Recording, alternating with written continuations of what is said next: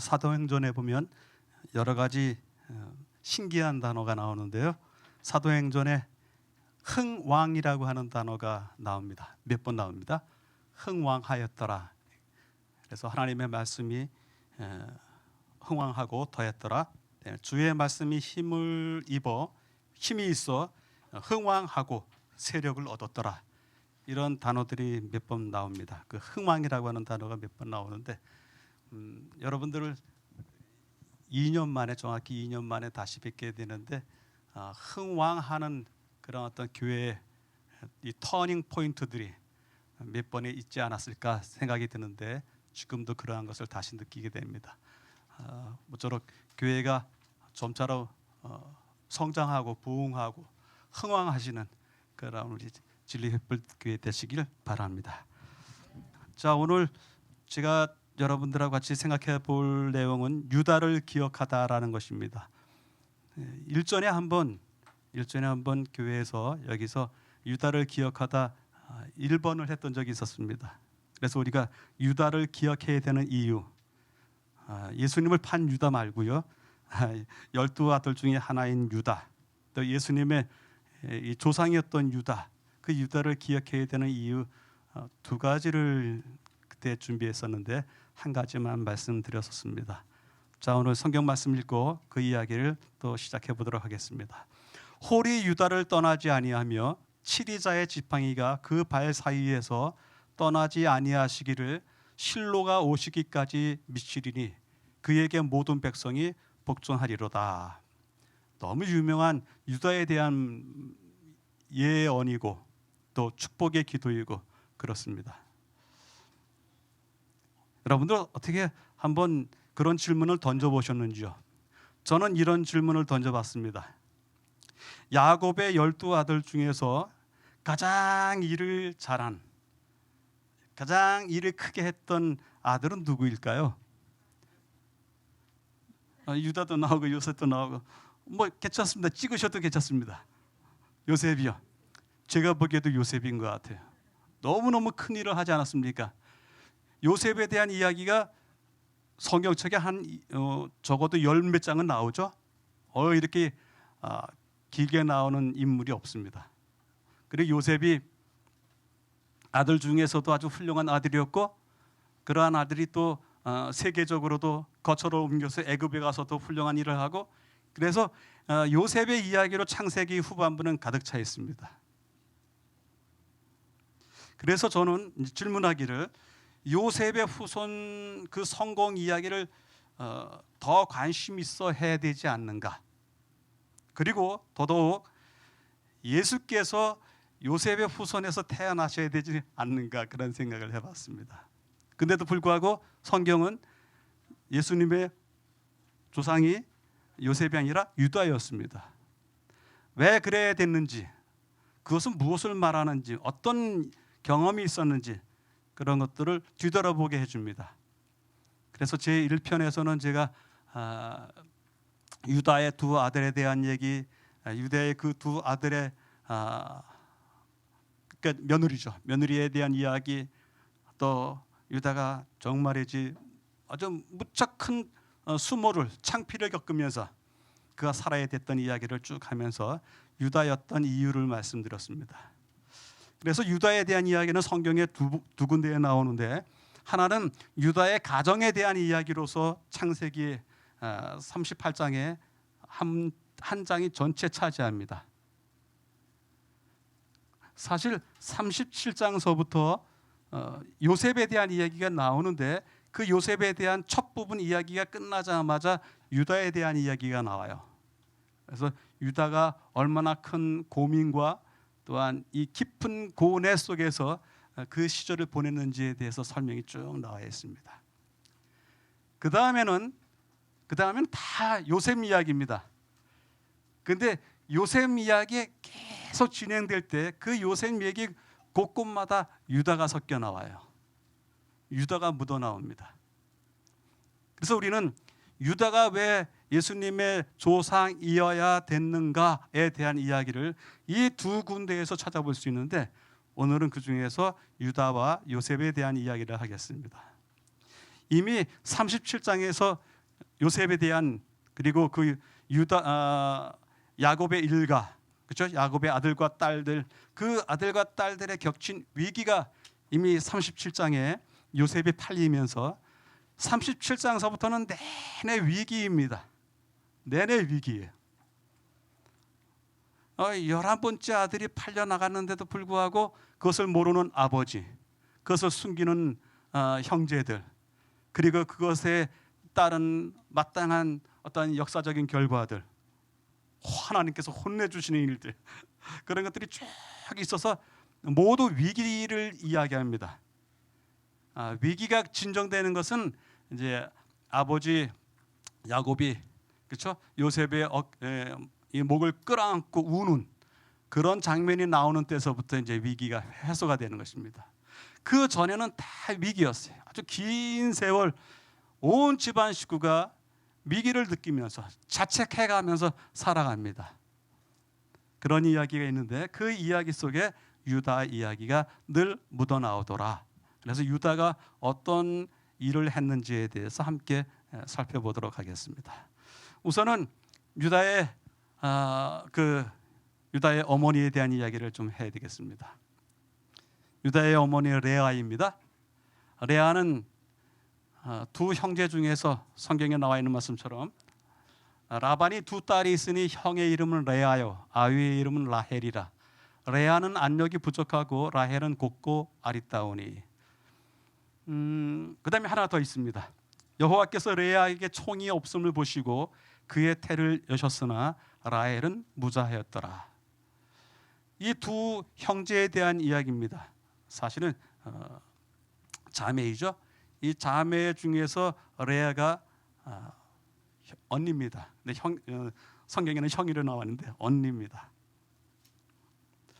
언니이고 또 알력이 부족해요. 눈이 늘 시력이 늘 뿌해서 잘 식별을 못해요. 그러니 반듯하게 생활할 수가 없는 것입니다. 거기에다가 총도 없어요. 남편이 사랑해주는 총애가 없어요. 남편이 본듯만 듯 이렇게 지내는 것 같습니다. 자기 아내가 왔는데도 불구하고 왔는지 들어갔는지 아무런 총애를 주지 않아요.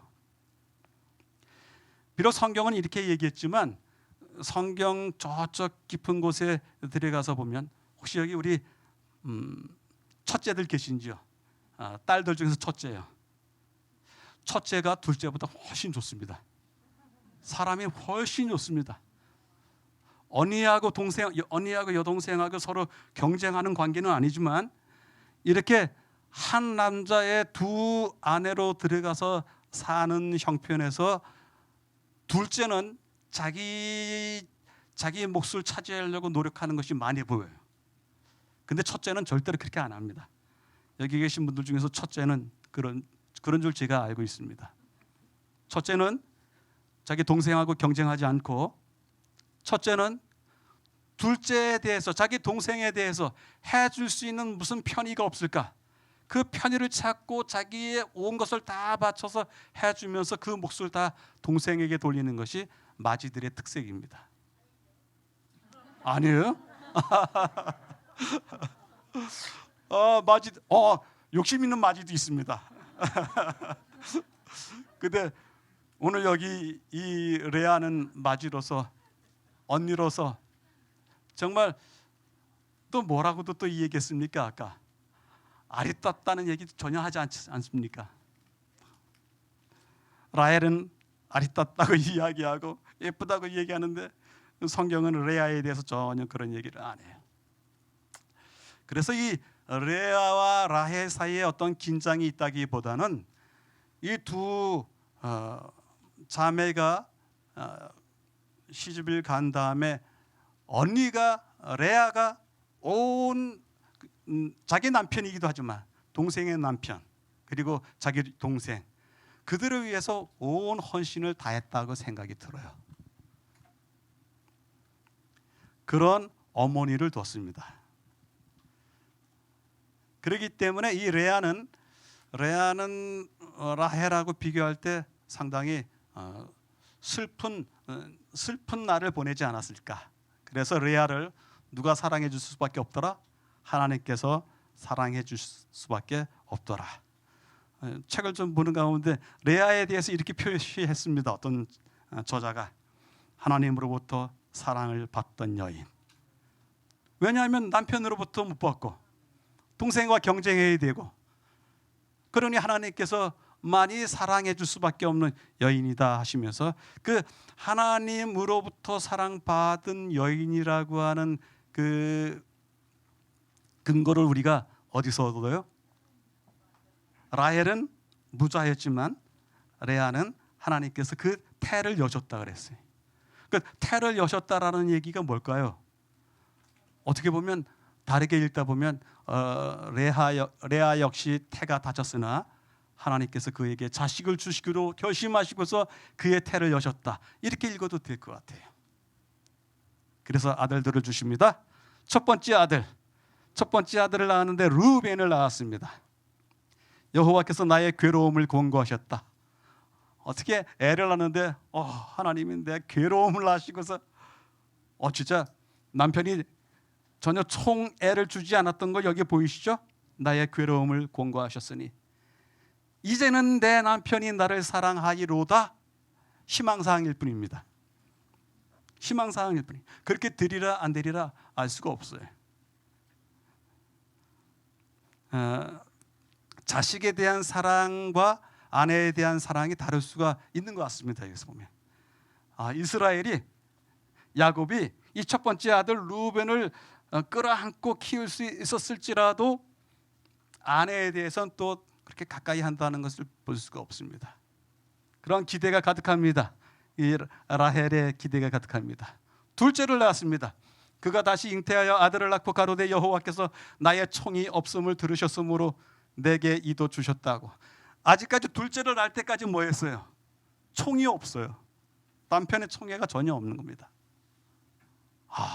이럴 수가. 아들로만 벌써 둘을 낳아줬는데도 불구하고 이럴 수가. 그래서 그 이름을 시므온이라고 지었다고요. 또 아들을 또 낳습니다.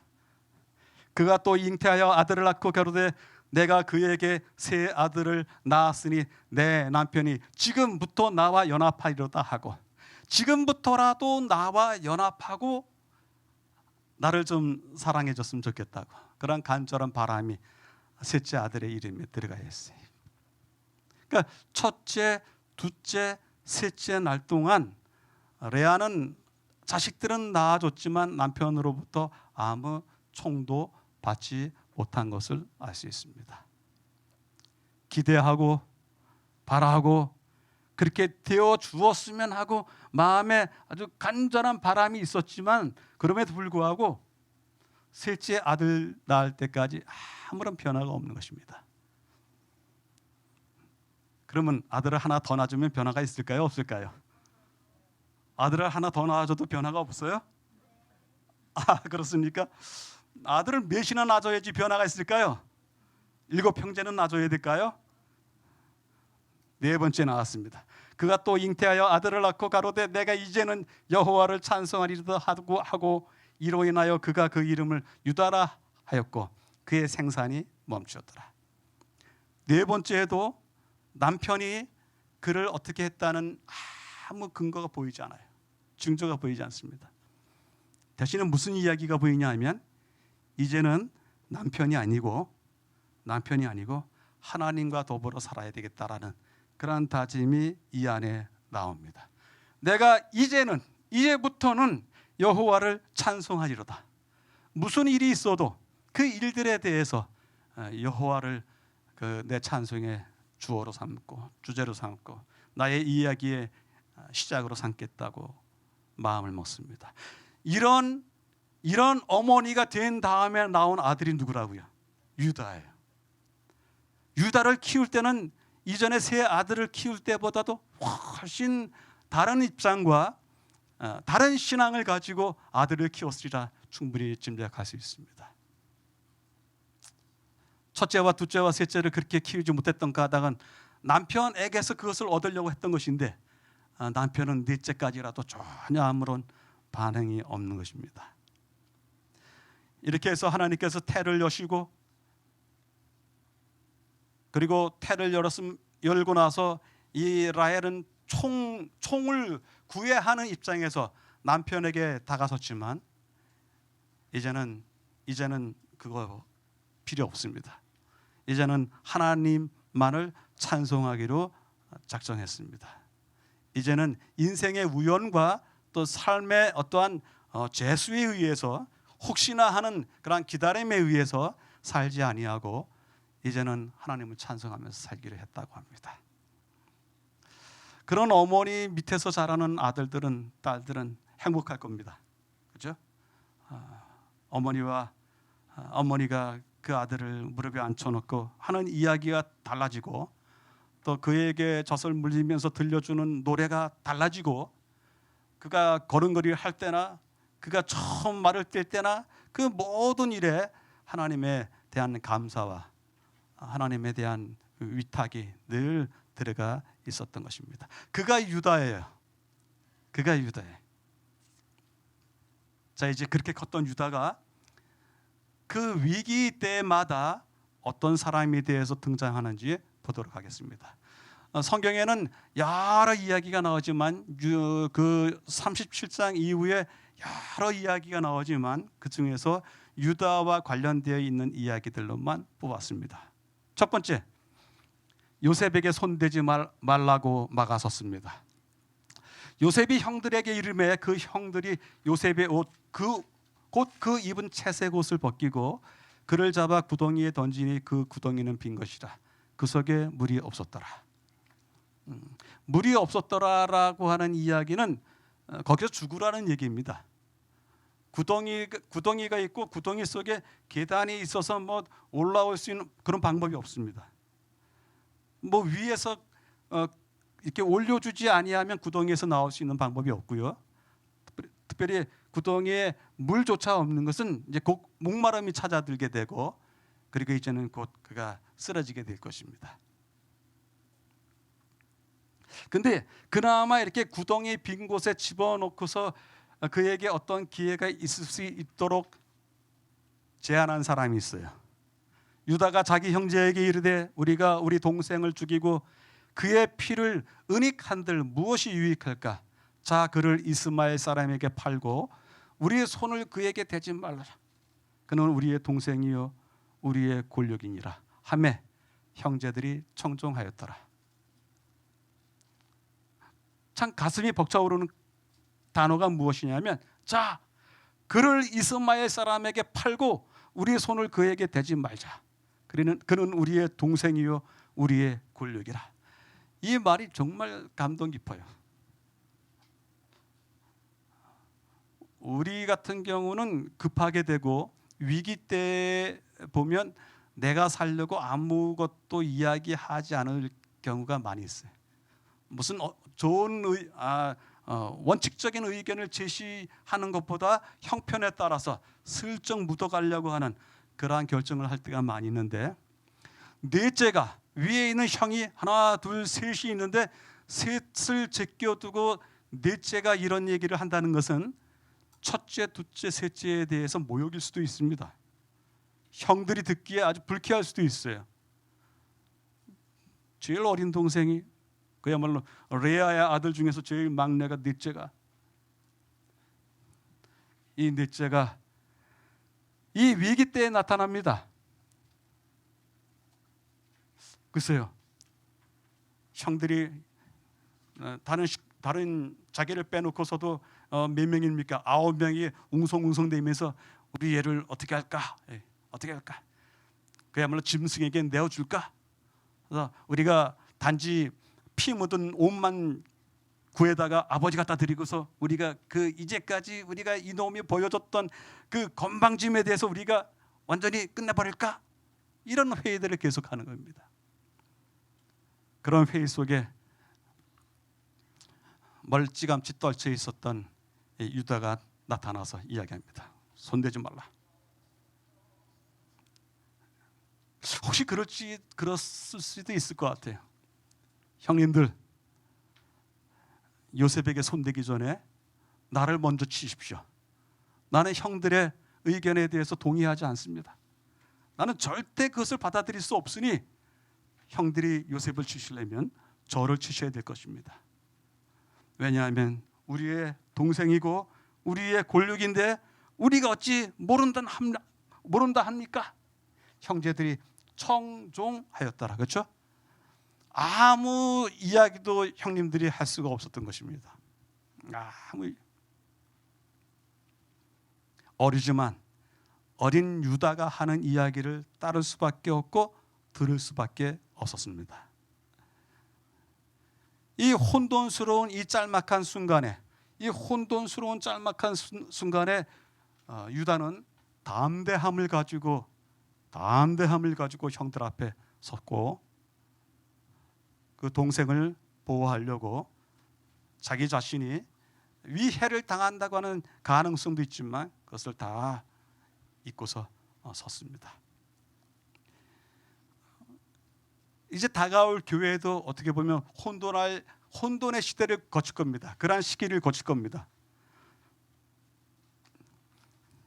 유다가 예수님의 조상이 되었던 것처럼 우리와 우리 아들들이, 우리 딸들이 이제 곧 닥칠 위기 때 이 교회를 위해서, 이 교회와 이 교회 백성들을 구하기 위해서 담대히 나서야 될 때가 있는 것입니다. 그런 때가 곧 올 것입니다.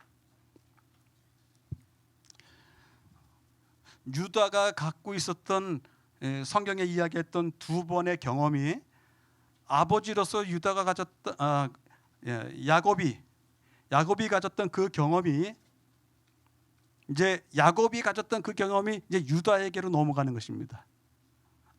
야곱의 경험이 유다로 넘어가고 유다의 경험이 이제 온 가족의 그 지파의 정신이 될까요? 지파의 혼이 되는 것입니다. 우리 아버지 유다는 이렇게 살았다. 우리 조상 유다는 이렇게 살았다. 그 아버지의 아버지였던 야곱도 이렇게 살았다.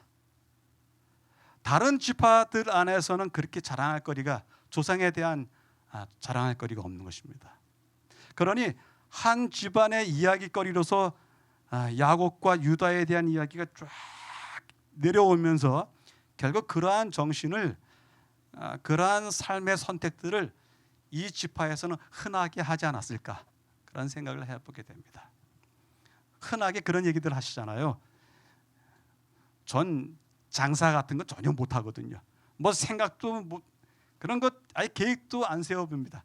만약에 제게 돈이 100만 원 있다면 저는 그거 은행에서 1% 이자 준다 하더라도 은행에다 맡기지 주식 못합니다. 안 해봤기 때문에 그런 걸 배워보지 못했기 때문에 경제 교육을 배워보지도 못했고 우리 선친께서 조상들께서 그런 장사, 돈 불리는 것에 대한 아무 경험이 없으시기 때문에 제가 그걸 못해요. 저는 무척 이 머리가 나쁜 사람일 뿐더러 보수적인 사람이. 그래서 한번 집어넣으면 필요할 때까지 그냥 계속 있는 겁니다. 거기에 이자가 뭐 1년에 뭐 그거 상관없습니다. 안전하면 돼요. 내가 잊어버리지만 않으면 돼요. 그러니 하지는 못해요. 제가 무슨 말씀을 드리냐면 조상 때부터 내려왔던 그 삶의 그 흔적들, 그다음에 그 방식들이 후손들에게 계속 내려가는 것입니다. 겹치고 또 겹치고. 그래서 그것이 그 가문의 풍이 되고 가풍이 되고. 저는 늘 그렇게 얘기해 왔는데 그렇게 하지 못했습니다. 우리 집 아이들한테 저는 늘 그렇게 얘기했는데, 야, 가능하면 종갓집으로 시집 가는 게 어떠니? 했어요. 왜요? 죽어나는 거죠, 뭐 종갓집에 가면. 근데도 불구하고 종갓집에 가면 뭐가 있어요? 그 종갓집에 정신이 있거든요. 그들 조상들 때서부터 살아왔던, 쭉 흘러내려왔던 그러한 정신이 있기 때문에 그 정신이 무척 부러운 것입니다. 오늘 유다가 보여준 첫 번째 우리가 본받을 수 있는 정신은 이것입니다. 위기의 때, 혼돈의 때 담대함을 가지고 대담하게 그 위기와 혼돈을 극복할 사람이 누구인가? 유다였습니다. 두 번째입니다. 아버지에게 이야기하는 속에서 유다가 어떠한 사람인지 또 나타나게 됩니다. 유다가 아비 이스라엘에게 이르되 저 아이를 나와 함께 보내시면 우리가 곧 가리니 그러면 우리와 아버지와 우리 어린 것들이 다 살고 죽지 아니하리이다. 무슨 장면인지 아시죠? 네. 내가 그의 몸을 담보하오리니 아버지께서 내 손에 그를 물으소서. 내가 만일 그를 아버지께 데려다가 아버지 앞에 두지 아니하면 내가 영원히 죄를 지으리니.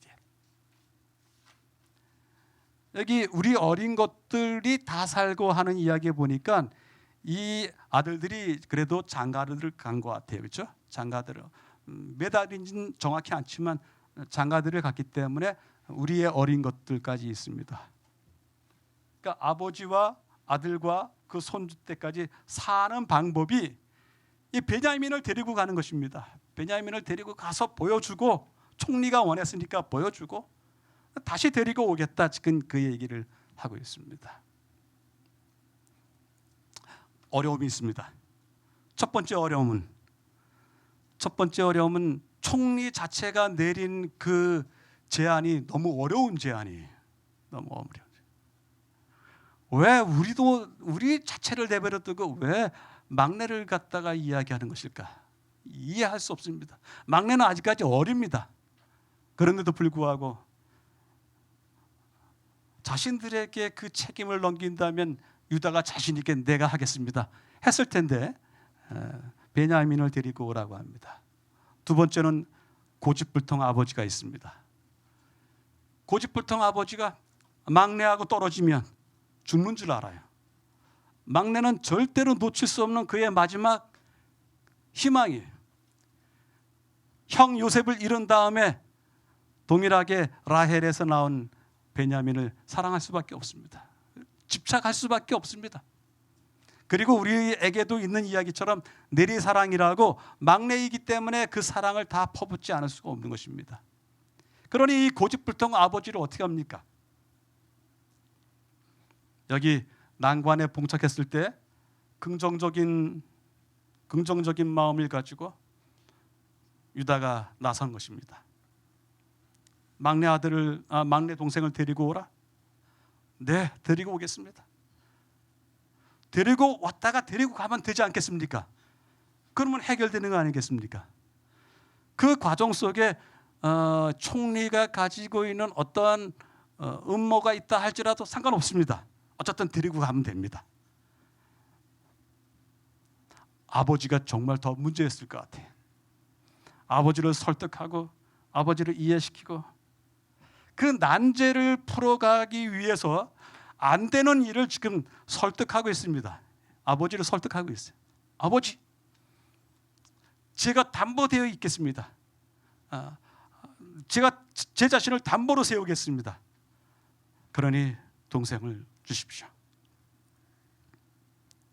우리는 어느 때 교회 생활을 하다 보면 설득하거나 설명하지 아니하고 저 사람은 그러니까 원래 그러니까 바뀌지가 않으니까 사람이 어떻게 쉽게 바뀝니까? 쉽게 바뀌지 않으니까 원래 그러니까 그냥 놔두고 우리 할 수 있는 방법을 찾아봅시다. 이런 식으로 결정을 할 때도 있어요. 근데 그게 실제입니다. 사람이 쉽게 바뀌지 않습니다. 그가 어떤 결정을 했는지 결정하고 난 다음에는 고집불통 움직이지 않는 사람들이 있습니다. 그럼에도 교회는 그들을 설득해야 되는 것입니다. 그들을 설득하고 이거 정말 어렵습니다. 정말 어렵습니다. 유다가 그 일을 하려고 나섰습니다. 여러분들 지금 37장 이후서부터 여러분들이 가셔서 집에 가셔서 성경절을 읽어보시는데 이 유다 말고 다른 형제들, 다른 아들들 누가 무슨 얘기를 하는지 한번 찾아보십시오. 찾아보면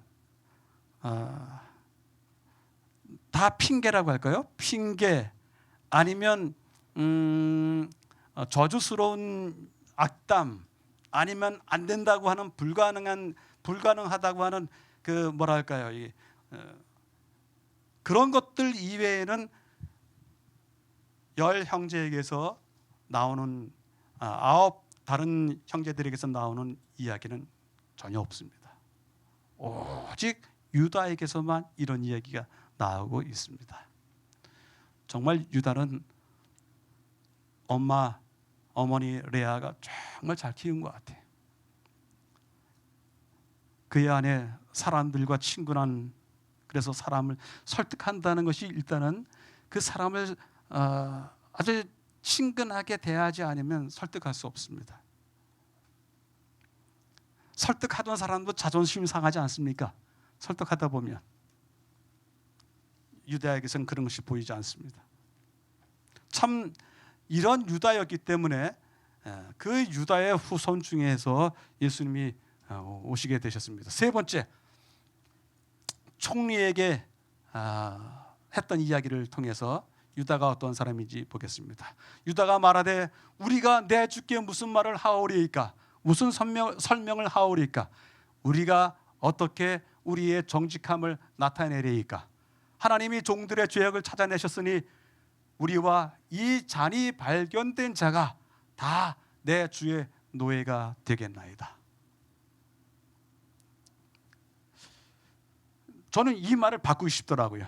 우리와 이 잔이 발견된 자가 다 내 주의 노예가 될 수도 있겠죠? 이렇게 될 수도 있겠죠? 근데 아닙니다. 노예가 되겠나이다. 노예가 되겠나이다라고 하는 이야기를 함은 그가 그 자신의 우리 이 아들들의 그 정직함을 그가 확신하고 있었기 때문에 그랬습니다. 정직한 거, 우리 집의 모토이고 우리 집안의 아버지 야곱에게서 배웠던 하나의 정신이라고 모든 식구들이 공유했을 싶어요.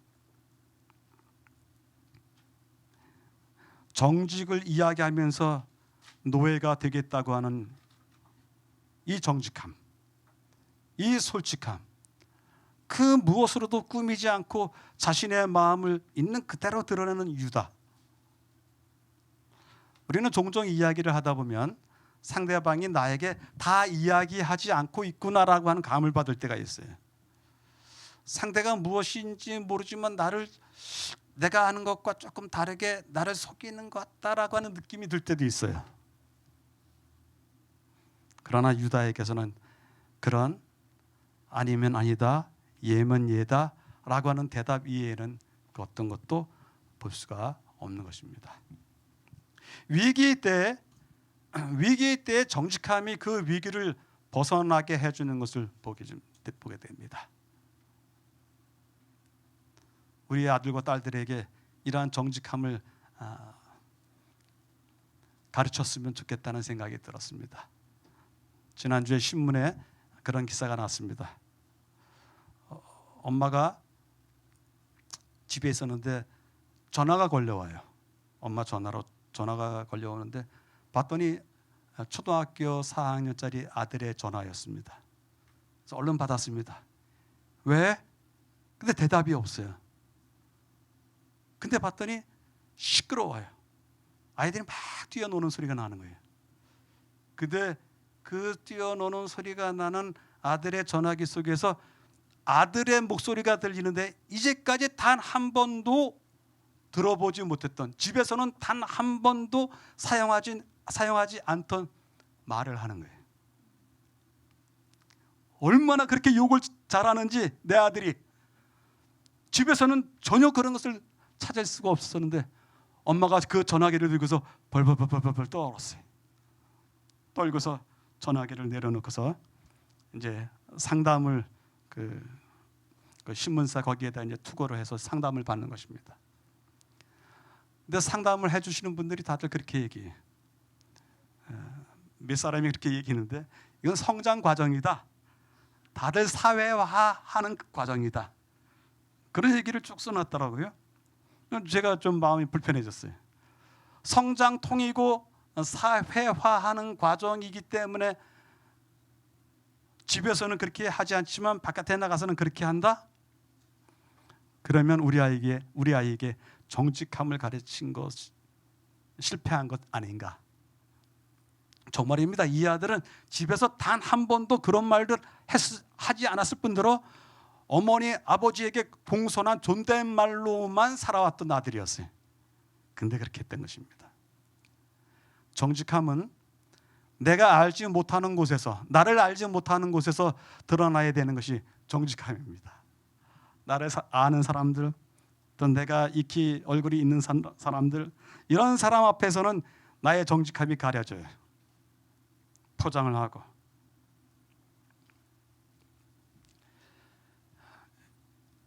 정직, 그 누구도 지목하지 않고 자기 자신 안에 있는 본성을 총리에게 다 드러내 보이는 유다를 보게 됩니다. 이제 마지막 하나를 더 볼까요? 총리에게 또다시 제안을 합니다. 유다가 그에게 가까이 가서 이르되 내 주여 청컨대 주의 종이 내 아비에게 아이를 담보하기를 내가 이를 아버지께로 데리고 돌아가지 아니하면 영영이 아버지께 죄를 지리이다 하였사오니 청컨대 주의 종으로 아이를 대신하여 있어서 주의 종이 되게 하시고 아이는 형제와 함께 도로 올려 보내소서. 내가 어찌 아이와 함께 하지 아니하고 내 아비에게로 올라갈 수 있으리까? 두렵건대 제 해가 내 아비에게 미침을 보리이다. 정말 가장 중요한 고백 시간인 것 같아요. 가장 중요한 고백 시간. 청컨대 주의 종으로 아이를 대신하여 여기 있고 주의 종이 되게 하시고,